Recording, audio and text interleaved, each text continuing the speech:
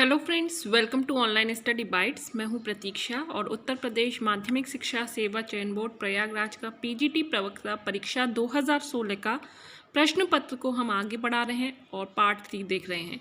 जो बचे हुए क्वेश्चन हैं उनको सॉल्व करेंगे, क्योंकि ये परीक्षा 1 फरवरी 2019 को हुई थी। तो आपके आने वाली परीक्षा के लिए ये प्रश्न पत्र आपको काफ़ी मदद कर सकता है, जिससे कि आपको पता चलेगा कि किस तरह के क्वेश्चन आपके एग्ज़ाम में आते हैं।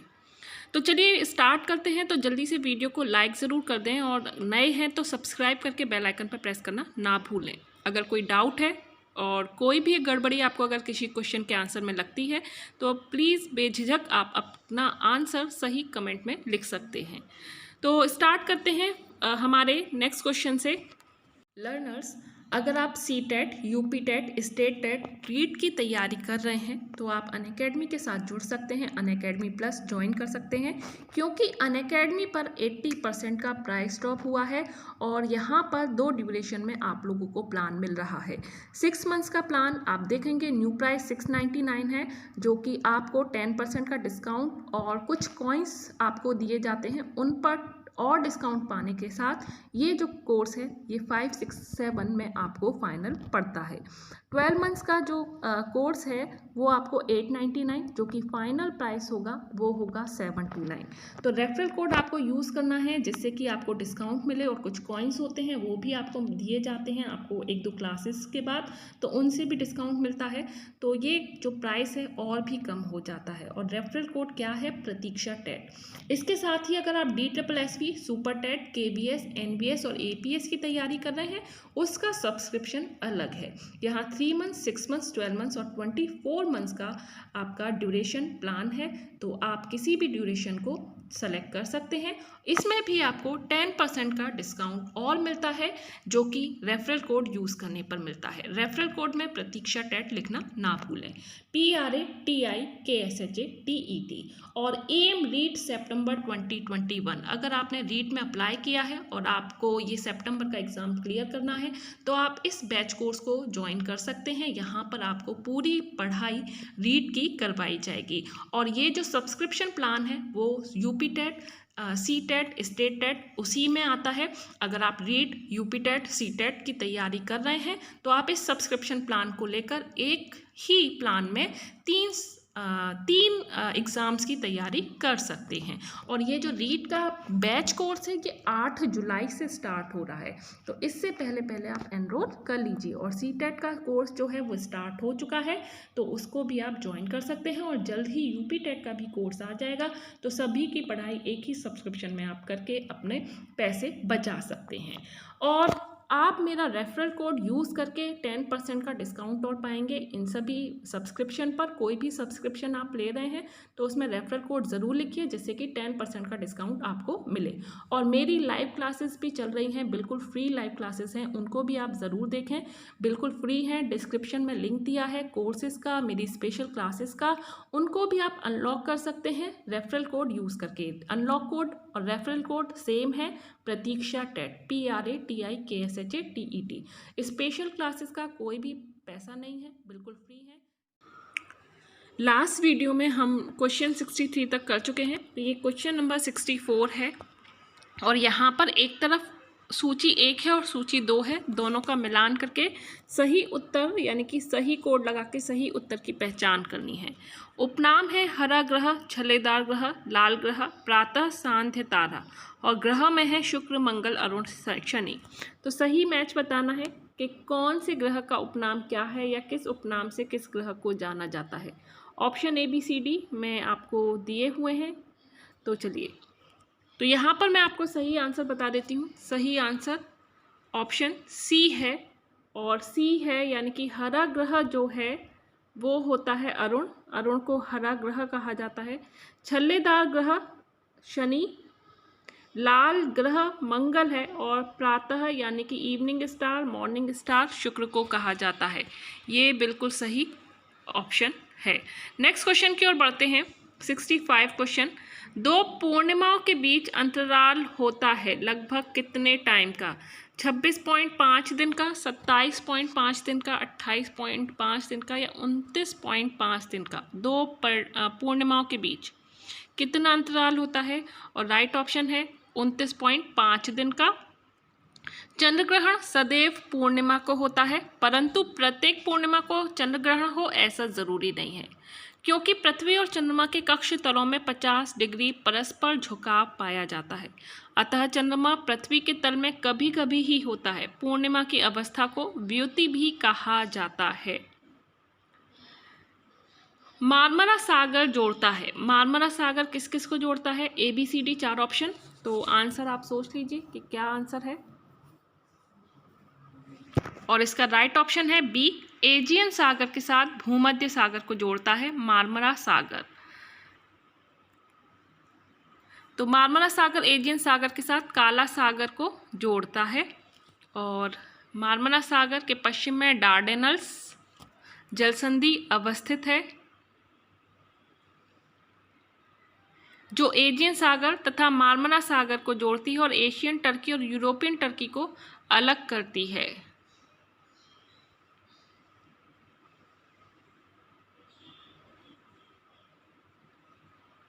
नेक्स्ट क्वेश्चन की ओर बढ़ते हैं। निम्नलिखित कथनों पर विचार कीजिए और नीचे दिए गए कोड का उपयोग करके सही उत्तर का चयन कीजिए। 4 कथन दिए हुए हैं यहाँ पर। रूपांतरित चट्टानें कठोर या नरम हो सकती हैं। दूसरा कथन है रूपांतरित चट्टानें जीवाश्म नहीं होती हैं। तीसरा है रूपांतरित चट्टानों की खनिज संरचना बदल जाती है। और चौथा है रूपांतरित चट्टानों में धारियाँ होती हैं। 1, 2 और 3 सही है, 1, 3 और 4 सही है, 2 और 3 और 4 सही है, या 1, 2, 3 और 4 सही है। राइट ऑप्शन है इसका यहाँ पर ऑप्शन डी, यानी कि चारों ही जो कथन है वो बिल्कुल सही है। नेक्स्ट क्वेश्चन की ओर बढ़ते हैं। तो मैं भी आप लोगों को ज्योग्राफी की प्रैक्टिस करवा रही हूँ। डेली मेरी लाइव क्लासेस होती हैं SST की, जिसमें हिस्ट्री, ज्योग्राफी, पॉलिटी, हम तीनों सब्जेक्ट को कवर कर रहे हैं। तो 2-2 दिन डेली क्लास होती हैं। क्वेश्चन आंसर सीरीज़ है, MCQ सीरीज़ है, तो आप लोग प्रैक्टिस कर सकते हैं। और अनअकैडमी पर मुझे लाइव क्लास, मेरी जो लाइव क्लास है उसको ज्वाइन कर सकते हैं। बिल्कुल फ्री लाइव क्लास है। डिस्क्रिप्शन में लिंक दिया है, लिंक पर जाके क्लिक कीजिए और नोटिफाई मी पर क्लिक करके एनरोल कर लीजिए। जैसे ही क्लास स्टार्ट होगी उसका जो नोटिफिकेशन है आपको मिल जाएगा। नेक्स्ट क्वेश्चन की ओर बढ़ते हैं। निम्नलिखित में से कौन सा ज्वालामुखी से संबंध नहीं है? क्रेटर, काल्डेरा, अर्क या प्यूमिस? राइट ऑप्शन है सी, अर्क। रेगिस्तान की स्थलाकृतियां सामान्यतः वायु के प्रचंड प्रवाह के फलस्वरूप निर्मित होती हैं। रेगिस्तान की भूमि में चट्टानी सतह को रेक्स कहते हैं। क्रेटर, कॉल्डेरा और प्यूमिस ज्वालामुखी से संबंधित हैं, लेकिन जो अर्क है ये ज्वालामुखी से संबंधित नहीं है, ये रेगिस्तान से संबंधित है। नेक्स्ट क्वेश्चन की ओर बढ़ते हैं। अल्लाह बांध का निर्माण हुआ है भूकंप के द्वारा, ज्वालामुखी के द्वारा, हिमानी क्रियाओं के द्वारा या उपरोक्त में से कोई नहीं? सही जवाब है भूकंप के द्वारा। और इस बांध का निर्माण भूकंप के द्वारा 1819 में गुजरात क्षेत्र में आए भूकंप से हुआ था। Option A. नेक्स्ट है इंसेलबर्ग शब्द जुड़ा हुआ है ग्लेशियर से, बहते हुए पानी से, भूमिगत पानी से या पवन संबंधी कार्यों से?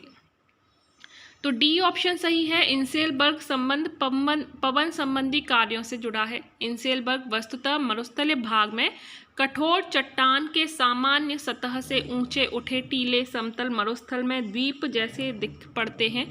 मरुस्थलों में कोमल चट्टानें आसानी से कट जाती हैं और कठोर चट्टानों के अवशेष भाग ऊंचे ऊंचे टीलों के रूप में बच जाते हैं, जिसे इंसेलबर्ग कहा जाता है। अगले प्रश्न पर पहुंच लेते हैं। निम्नलिखित नदियों में से कौन सी नदी ज्वार नदमुख बनाती है? गोदावरी, महानदी, सुवर्णरेखा या तापी? और राइट ऑप्शन है तापी। तापी नदी ज्वार नदमुख बनाती है। तापी नदी मध्य प्रदेश के बैतूल पठारी क्षेत्र से निकलने के पश्चात मध्य प्रदेश, महाराष्ट्र और गुजरात से होकर प्रवाहित होते हुए सूरत के समीप ज्वार नदमुख का निर्माण करते हुए अरब सागर के खंबात की खाड़ी पर गिरती है। इस नदी पर गुजरात में काकापारा बांध और उकई परियोजना अवस्थित हैं। अगला प्रश्न, निम्नलिखित में से कौन सा प्राचीन नदी नहीं है? सिंधु, गोमती, काली या सतलज? और सही आंसर है इसका गोमती। गोमती जो नदी है ऑप्शन बी, ये प्राचीन नदी नहीं है, बाकी सिंधु, काली तथा सतलज का निर्माण गोमती नदी से पहले हुआ है। गोदावरी नदी प्रायद्वीपीय भारत की सबसे बड़ी तथा भारत में गंगा नदी के बाद दूसरी सबसे बड़ी नदी है, जो महाराष्ट्र में काल सुवाई पर्वतीय क्षेत्र में अवस्थित त्रयंबक पहाड़ी से निकलने के पश्चात महाराष्ट्र, तेलंगाना, आंध्र प्रदेश और पांडुचेरी से होकर प्रभावित होते हुए डेल्टा का निर्माण करती है और बंगाल की खाड़ी में गिर जाती है। नेक्स्ट क्वेश्चन की ओर बढ़ते हैं। गुटेनबर्ग असंबद्धता किन्हें अलग करती है? ऊपरी क्रस्ट और निचला क्रस्ट, बाह्य अंतरतम और मेंटल, आंतरिक अंतरतम, बाह्य अंतरतम, निचला क्रस्ट और मेंटल। और राइट ऑप्शन बी है, बाह्य अंतरतम और मेंटल को अलग करती है। मोहो असंबद्धता क्रस्ट और मेंटल को अलग करती है। रेपिटी असंबद्धता बाह्य और आंतरिक मेंटल को अलग करती है। नेक्स्ट क्वेश्चन, पदार्थों के निक्षेपण के कारण निर्मित भूमि सतह की सामान्य रचना को कहा जाता है? अधिवृत्ति, जलोढ़कन, अनाच्छादन या निक्षेपण? और सही आंसर ऑप्शन ए है, बिल्कुल सही। पदार्थों के निक्षेपण के कारण निर्मित भूमि सतह को सामान्य रचना को अधिवृद्धि कहा जाता है। किर्लोस्कर समूह जो भारी और हल्के मशीन उपकरणों का उत्पादन करते हैं क्या हैं? जर्मनी की कंपनी है, ग्रेट ब्रिटेन की कंपनी है, फ्रांस की कंपनी है या भारत की कंपनी है? किर्लोस्कर समूह, राइट ऑप्शन डी है, भारत की कंपनी है। किर्लोस्कर समूह जो भारी और हल्के मशीन उपकरणों का उत्पादन करते हैं, भारत की कंपनी है। यह कंपनी 1888 में स्थापित हुई थी और इसका मुख्यालय पुणे, महाराष्ट्र में है। नेक्स्ट है, निम्नलिखित में से कौन रासायनिक अपक्षय की प्रक्रिया नहीं है? कार्बोनेशन, अपपर्णन, ऑक्सीकरण या विलयन? राइट ऑप्शन, रासायनिक अपक्षय की क्रिया के अंतर्गत ऑक्सीकरण, कार्बोनेशन, डिसिलिकेशन और जल योजन की प्रक्रिया आती है। अपदलन, अपपर्णन यांत्रिक अपक्षय के अंतर्गत जाता है। रेगिस्तानी, अर्ध रेगिस्तानी और मानसूनी प्रदेशों में ताप तथा वायु के सम्मिलित कार्य के द्वारा चट्टानों की परतों से संकेंद्रीय परत अथवा क्षैतिज परतों का बिलगाव होता रहता है और इसे अपदलन, अपपर्णन या परतों का उखड़ना कहते हैं। यह क्रिया प्रायः रवेदार चट्टानों में अधिक घटती है। चलिए नेक्स्ट क्वेश्चन की ओर बढ़ते हैं। तो क्वेश्चन 77 की ओर पहुंच चुके हैं। कौन सा कथन सत्य नहीं है ये बताना है। एक जो है वो गलत है, बाकी सत्य हैं। ABCD 4 ऑप्शन और राइट ऑप्शन है ए, ग्लेशियर एक बहने वाली बर्फ की बंद प्रणाली है, तो ये सही नहीं है।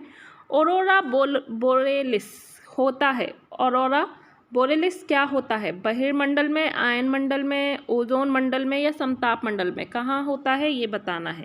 और राइट ऑप्शन है बी, ऑरोरा बोरेलिस आयन मंडल में होता है। आयन मंडल में हवा विद्युत आवेशित होती है और इस मंडल में वायु के कण विद्युत विसर्जन के कारण चमकने लगते हैं और यह प्रकाश मुख्य रूप से चुंबकीय ध्रुवों पर ही पाया जाता है तथा पृथ्वी के चुंबकीय उपद्रवों से इसका घनिष्ठ संबंध है। चलिए नेक्स्ट,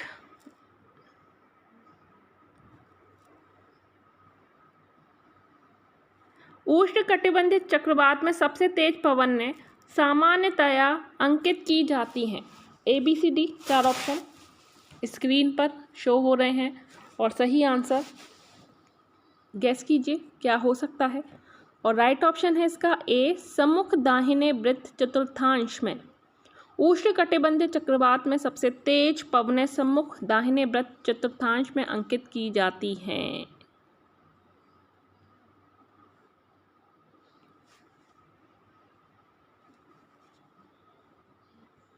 चलिए आगे बढ़ते हैं नेक्स्ट क्वेश्चन की ओर। निम्न सतहों में से किसकी अल्बेडो दर यानी कि सतह की प्रतिबिंबित गुणवत्ता सबसे अधिक है? झील की, बर्फ की चादर, चावल के खेत या गेहूं के खेत?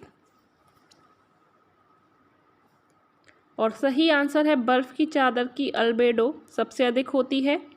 सफ़ेद वस्तुओं और चिकनी सतह की वस्तुओं का अल्बेडो सर्वाधिक होता है। नेक्स्ट है, निम्नलिखित में से कौन सा कथन सत्य नहीं है? तो यहाँ दो कथन है, उत्तरी गोलार्ध की तुलना में दक्षिणी गोलार्ध में अधिक वर्षा अंकित की गई है, और दूसरा कथन है अधिकतम वर्षा भूमध्य रेखा के समीप लगभग 10 से 20 डिग्री चौड़ाई वाले क्षेत्र में होती है।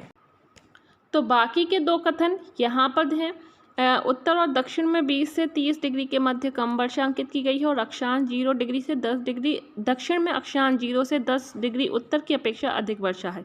तो यहाँ पर कथन सही नहीं है, ये बताना है, और सही जो कथन नहीं है वो है ऑप्शन डी, ये वाला। नेक्स्ट क्वेश्चन की ओर बढ़ते हैं। 82 उष्णकटिबंधीय चक्रवातों के बारे में निम्नलिखित में से कौन सा कथन सही नहीं है?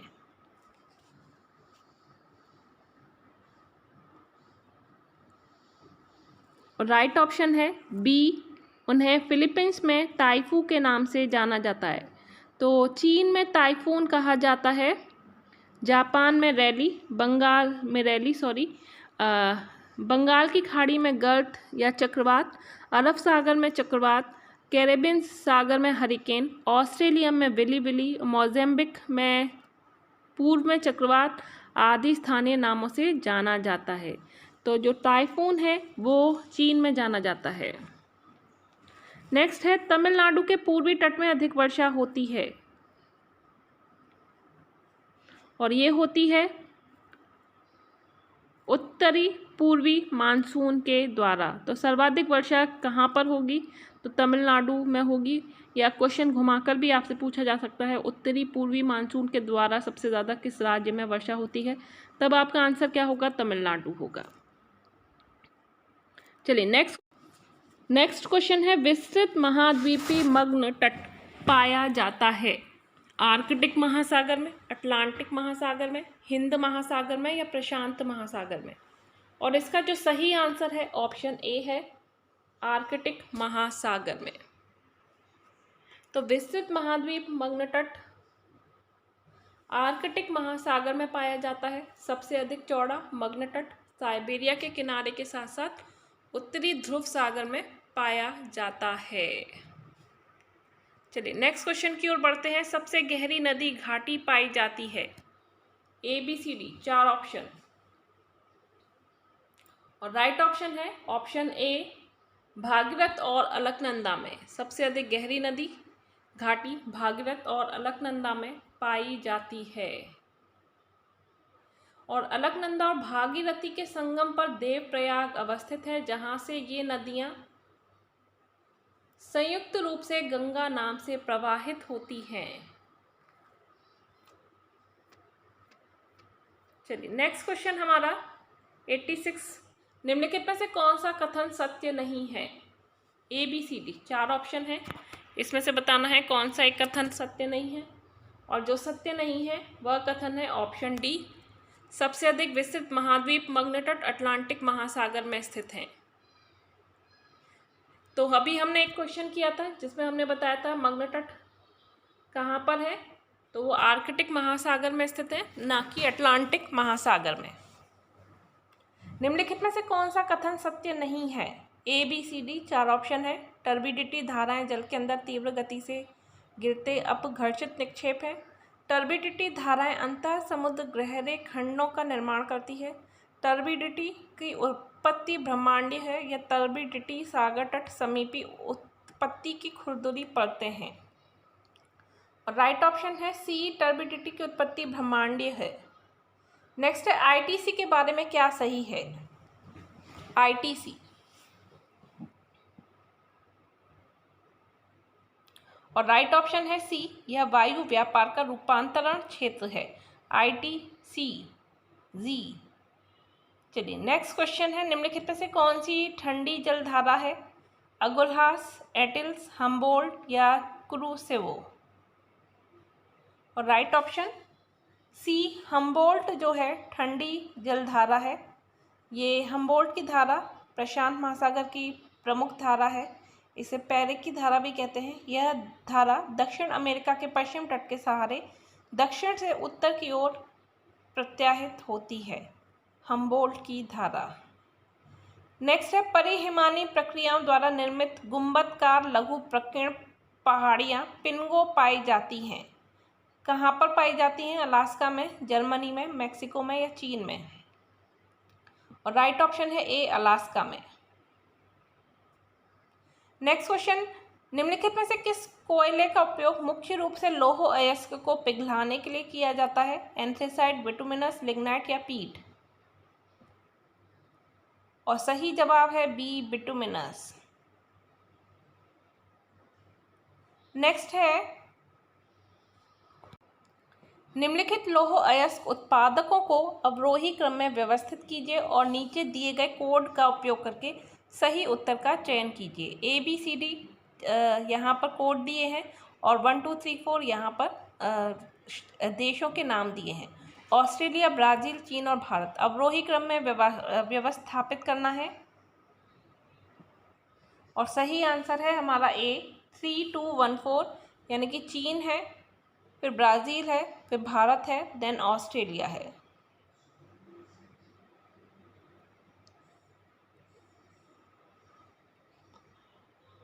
तो नोआमुड़ी, गोवा, जामदा और मनोहरपुर सिंहभूमि जिले में लौह खनन के प्रमुख केंद्र हैं। तो सिंहभूमि झारखंड राज्य में सिंहभूमि है जो लौह अयस्क का उत्पादन होता है, और ये ध्यान रखिए। उड़ीसा में क्योंझर, बोनाई और मयूरगंज जिले हैं लौह उत्पादन की दृष्टि से महत्वपूर्ण। नेक्स्ट है, मुख्य शिकार वाले जानवर हैं मछली और समुद्री शेर, रेडियर या वेल या मछली और कैरिबू और कस्तूरी लोमड़ी। और सी जो है मछली और कैरिबू जो है मुख्यतः शिकार वाले जानवर हैं। नेक्स्ट है, निम्नलिखित में से कौन सा सबसे छोटा शहर है? मनीला, जकार्ता, कोलालमपुर या ओसाका? राइट ऑप्शन सी, कुलालमपुर सबसे छोटा है। कुलालमपुर शहर मलेशिया की राजधानी है। तो जो ऑप्शन दिए होते हैं उन्हीं में से हमें सही आंसर बताना होता है, चाहे कोई और आंसर क्यों ना हो। कुलालमपुर यहाँ पर इन चारों में सबसे छोटा है, इसलिए यही सही होगा। मनीला शहर फिलीपींस की राजधानी है, जकार्ता शहर इंडोनेशिया की राजधानी है, कुलालमपुर मलेशिया की राजधानी है, ओसाका जापान की प्रमुख सेती यानी कि सूती वस्त्र उत्पादक शहर है। निम्न में इनमें से कौन सा ठंडा रेगिस्तान नहीं है? दाश्तिलट, गोबी, लद्दाख, काराकोरम। तो ऑप्शन ए इसका सही है। दाश्तिलट जो है ईरान में है और इसे ठंडा रेगिस्तान नहीं कहते, ये उष्णकटिबंधीय मरुस्थल है। गोबी मरुस्थल चीन में है, मंगोलिया में अवस्थित है।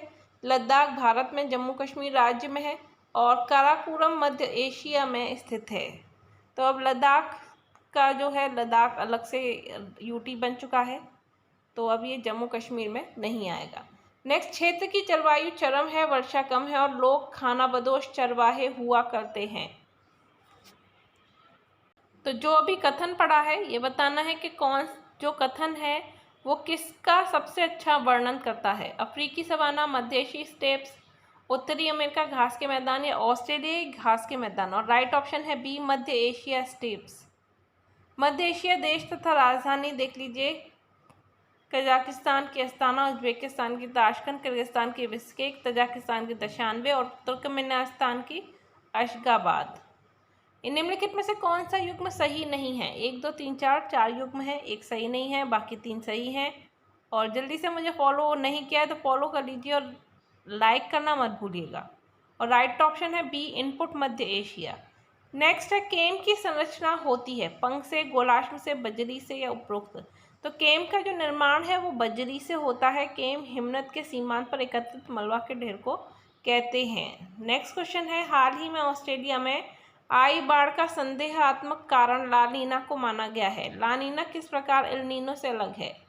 तो ला नीना का वर्णन विषुवतीय प्रशांत महासागर में असामान्य गर्म सागर तापमान से किया गया है। एल नीनो का भारत के दक्षिण पश्चिम मानसून पर प्रतिकूल प्रभाव है, परंतु ला नीना का मानसून जलवायु पर प्रभाव नहीं पड़ता। कौन सा कथन सत्य है? 1 है, 2 है, दोनों ही हैं या कोई भी नहीं है?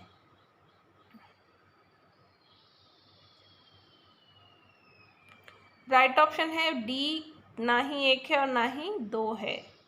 नेक्स्ट है और लास्ट क्वेश्चन है आज की क्लास का, कोरी क्रीक स्थित है बंगाल की खाड़ी, पाक जल संधि, कचकेरन या लाल सागर। कोरी क्रीक जो है वो है ऑप्शन सी कच्छ के रन में, सी सही आंसर होगा कच्छ के रन में। इसी के साथ आज की ये क्लास यहीं पर एंड होती है। फोर्थ पार्ट का जल्दी अपलोड किया जाएगा आज ही, तो वेट करते रहिए। अभी के लिए इतना ही। Bye bye, take care and thanks for watching.